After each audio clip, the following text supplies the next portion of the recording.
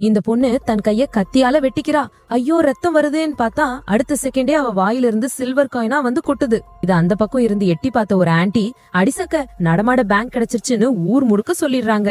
சும்மாவே இந்த ஊர் பயல்களுக்கு வேற வேலை வெட்டி இருக்காது, இதுல காசு ஃப்ரீயா வருதுன்னா சும்மா விடுவாங்களா? இந்த ஊர்லயே ஒரு பெரிய ரவுடி பையன் இருப்பான் போல, அவன் வந்து வெறும் கைய வெட்டுனா சில்வர் தானே வருதுன்னு சொல்லி ஹீரோயின் வயித்திலேயே குத்துறான். இப்ப பாருங்க மேஜிக்க, சில்வர் போய் கோல்டு காயின் வருது.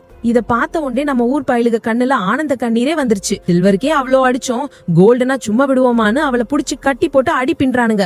அவளை ஒரு ஏடிஎம் மிஷின் கார்டு தேய்க்கிற மாதிரி தேய்ச்சு பாவம் அடிச்சே கொண்டு போட்டுட்டாங்க. இவ வாயின ரிசர்வ் பேங்க் பிரான்ச்சா, எப்படிடா காயின் வருதுன்னு கேட்டீங்கன்னா பிளாஷ்பேக்ல ஒரு மேட்டரை சொல்றாங்க. இந்த பொண்ணு அந்த ஊர் டாக்டர் ஒரு நாள் கிணத்துக்குள்ள ஏதோ ஃபேண்டா பாட்டில் உடைஞ்ச மாதிரி மஞ்சள் கலர்ல ஜொலிக்குது, அதை எடுத்து டெஸ்ட் பண்றேன்னு இவ ஒரே கல்ப்ல குடிச்சிடுறா. அந்த தண்ணி குடுக்கற பவர் தான் இந்த சில்வர் காயின் வாமிட்டிங் பவர். இங்கதான் கடவுள் வச்சாரு ட்விஸ்ட்.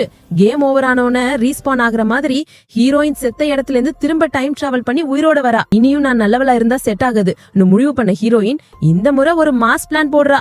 யார் அவளை வயித்துல குத்துனானோ அவனையே கூட்டிட்டு வந்து அந்த மேஜிக் ஜூஸ குடிக்க வைக்கிறா. அப்புறம் வாங்க ப்ரோ ஃப்ரீ செக்அப்னு கூப்பிட்டு உட்கார வச்சு சேர்ல இருந்த டிராப் ஆன் பண்ணி விடுறா. அவன் கத்த ஆரம்பிச்ச உடனே அவன் வாயில இருந்து சில்வர் காயின் விழுது. இத பார்த்து அந்த பேராசை புடிச்ச ஊர் கூட்டம் இனிமே இவன் தாண்டா நமக்கு ஏடிஎம்னு டிசைட் பண்ணிட்டானுங்க.